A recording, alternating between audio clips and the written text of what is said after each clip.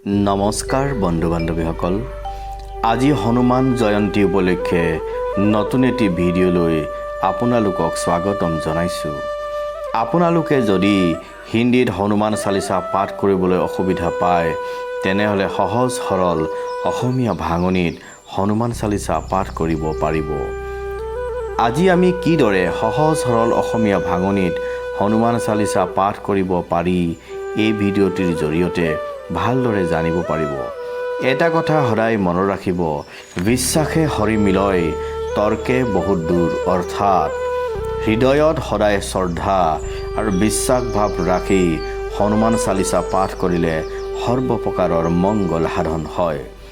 যিসকল ব্যক্তিয়ে নিত হনুমান চালিচা শ্ৰৱণ আৰু পাঠ কৰে, তেওঁ কেতিয়াও দুঃস্বপ্ন নেদেখে, তেওঁৰ দিঠকত কেতিয়াও সৰ্পদংশন নহয়, আকস্মিক মৃত্যু আৰু দুৰ্ঘটনাত কেতিয়াও পতিত নহয়।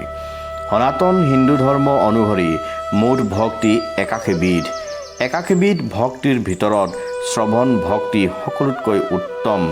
গতিকে পুৱা গধূলি হনুমান চালিচা শুনিব লাগে আৰু পাঠ কৰিব লাগে। আহক তেন্তে সহজ সৰল ভাষাত হনুমান চালিচা পাঠ কৰোঁ। ধন্যবাদ। জয় শ্ৰীৰাম, শ্ৰী শ্ৰী হনুমন্তে নমঃ। শ্ৰী গুৰুৰ পদকমল ধূলিৰে নিজৰ মন দাপোনক চিকুণাই ধৰ্ম অৰ্থ কাম মুখ্য এই চতুবিধ ফল প্ৰদান কৰা ৰঘুবৰ শ্ৰীৰামচন্দ্ৰৰ বিমল যশ বৰ্ণনা মই কৰি আছোঁ। মই জানিছোঁ যে এই নৰতনু বুদ্ধিহীন, সেইকাৰণে পৱন কুমাৰ হনুমানৰ স্মৰণ কৰিছোঁ। মই কাকুতি কৰিছোঁ, হে হনুমান, মোক বল বুদ্ধি বিদ্যা প্ৰদান কৰক, সকলো বিকাৰ আৰু ক্লেশ হৰণ কৰক। জ্ঞান গুণসাগৰ হনুমানৰ জয় হওক, ত্ৰিলোক পোহৰ কৰা হে কপিছৰ জয় হওক। অতুল বলসম্পন্ন ৰামচন্দ্ৰৰ দূত অঞ্জনী পুত্ৰ, যিগৰাকী পৱনসুত নামেৰে জনাজাত।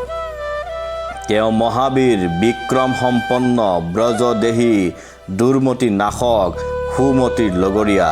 তেওঁ সোণবৰণীয়া, অতি সুন্দৰ ৰূপ সম্পন্ন, কাণত কুণ্ডল শোভিত, কুঞ্চিত কেশ। তেওঁ হাত ব্ৰজ আৰু পতাকাধাৰী, কান্ধত মুঞ্জৰ যজ্ঞাৱতীত, সুশোভিত শিৱৰ পুত্ৰ, কেশৰী নন্দন, প্ৰচণ্ড তেজস্বী। তেওঁ বিশ্ব বন্দিত। তেওঁ বিদ্যাৱন্ত, সৰ্বগুণসম্পন্ন, অতি চতুৰ, সুকৌশলী আৰু ৰামৰ কাৰ্য সাধনেতো সদায় প্ৰস্তুত। প্ৰভুৰ চৰিত্ৰৰ কথা শ্ৰৱণৰ ৰসিক শ্ৰোতা ৰাম, লক্ষ্মণ, সীতা সদায় তেওঁৰ মন মানসত নিবাস কৰে। সীতাৰ সন্মুখত সূক্ষ্ম ৰূপ ধাৰণ কৰি দেখা দিছিল, বিকট ভয়াৱহ ৰূপ ধাৰণ কৰি লংকা ভস্ম কৰিছিল, ভীম ভয়ংকৰ ৰূপ ধাৰণ কৰি অসুৰ সংহাৰ কৰিছিল আৰু ৰামচন্দ্ৰৰ কাৰ্য সিদ্ধি কৰিছিল। সঞ্জীৱনী ঔষধ আনি লক্ষ্মণক জীৱন দিয়াইছিল। শ্ৰীৰামচন্দ্ৰই আনন্দিত হৈ বুকুত আঁকোৱালি লৈছিল। ৰঘুপতিয়ে অতি প্ৰশংসা কৰি কৈছিল, তুমি ভাই ভৰতৰ সমানে মোৰ প্ৰিয়। অনন্ত নাগে সহস্ৰ মুখে তোমাক যশোগান কৰিছে বুলি কৈ শ্ৰীপতি ৰামচন্দ্ৰই তেওঁক কণ্ঠত লগাই দিছিল। ব্ৰহ্মা আদি কৰি সনক আদি শ্ৰেষ্ঠ মুনি, নাৰদ, সৰস্বতী, অনন্তনাগ তোমাৰ গুণগান চিৰকাল মুখৰিত কৰিছিল। যম, কুবেৰ আদি যিমান দিকপাল আছে, সকলোৱে সহস্ৰ মুখে কৈও যাৰ যশোগাথা অন্ত কৰিব নোৱাৰে। তেনেস্থলত কবিসকলেনো কেনেকৈ অন্ত কৰিব পাৰে? ৰামচন্দ্ৰৰ সৈতে সুগ্ৰীৱক মিলন কৰাই তেওঁক ৰাজপথ প্ৰদান কৰিছা। এই কথা জগতখনে জানে যে তোমাৰ পৰামৰ্শ বিভীষণে মানি লৈছিল বুলিহে তেওঁ লংকাৰ ৰজা হ'ব পাৰিছিল। ১২,০০০ যোজন দূৰৈত থকা সূৰ্যক তুমি মৰুৰ ফল যেন ভাবি গিলি লৈছিলা। প্ৰভুৰ আঙুঠি মুখত লৈ জঁপিয়াই সাগৰ পাৰ কৰিছিলা। ইয়াত আচৰিত হ'ব লগা একো নাই। সংসাৰৰ সকলোবোৰ দুঃসাধ্য কৰ্ম তোমাৰ অনুগ্ৰহত অনাশাই সাধ্য হৈ যায়।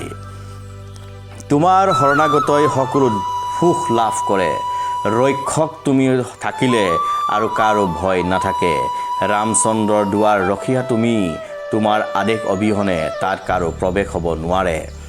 নিজৰ তেজস্বতা তুমি নিজেই সংযত কৰি ৰাখা। তোমাৰ ধ্বনি শুনি ত্ৰিলোক কম্পিত হৈ থাকে। মহাবীৰ নাম শুনোৱাৰ লগে লগে ভূত পিশাচ আদি ওচৰলৈ নাহে। মহাবীৰ হনুমানৰ নাম জপ কৰিলে তেওঁ সকলো ৰোগ নাশ কৰে, সকলো পীড়া হৰণ কৰে।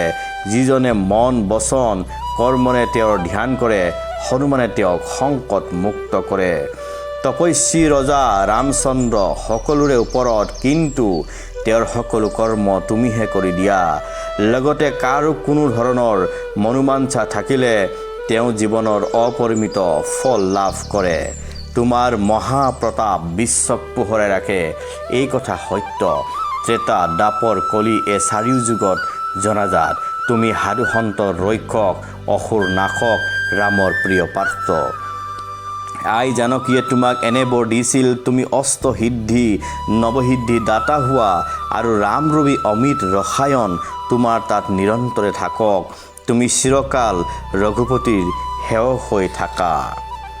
তোমাৰ ভজনে ৰামক পোৱাই দিয়ে, জন্ম জন্মান্তৰৰ দুখ পাহৰাই দিয়ে। অনন্তকালত সেই ৰঘুবৰ পুৰীলৈ আনি দিয়ে, য'ত জন্ম লাভ কৰিলে হৰি ভক্তপদ পায়। আন দেৱতাক মন ঠাই নিদিয়াজনে কেৱল হনুমানৰ সেৱা কৰি সকলো বিধৰ সুখ লাভ কৰে। বীৰ বলৱান হনুমানৰ স্মৰণ কৰাজনৰ সংকট দূৰ হয়, সকলো দুখ নাইকিয়া হৈ যায়।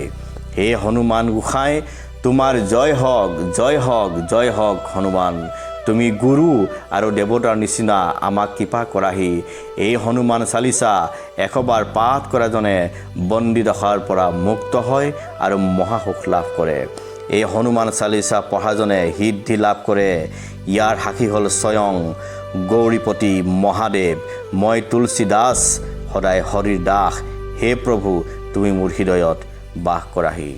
বন্ধু বান্ধৱীসকল, এইদৰে আপোনালোকে প্ৰত্যেক দিনাই পুৱা গধূলি হনুমান চালিচা সহজ সৰল অসমীয়া ভাষাত পাঠ কৰিলে নিশ্চয় আপোনালোকৰ মনোকামনা পূৰণ হ'ব। জয় শ্ৰীৰাম, শ্ৰী শ্ৰী হনুমন্তে নমঃ। ধন্যবাদ।